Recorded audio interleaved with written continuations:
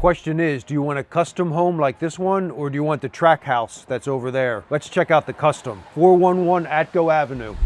You have this dining room area, great windows, recessed lighting. Joe Middleman, who was the builder, he put these fantastic baseboards in the entire property. You have LG appliance package, these glorious countertops, granite, recessed lighting all around. We walk into the great room, more of these outstanding windows with the grates, and this glorious gas fireplace, stunning. The garage is all finished off. You have a half bath. Now, let's check out the upstairs. All right, we got 4 beds and we have 2 full baths upstairs. This is the master bedroom. Let's check out the basement. You have your York central air and you have a 200 amp electrical service. If you want custom and you love this property as much as I do, click the Learn More button.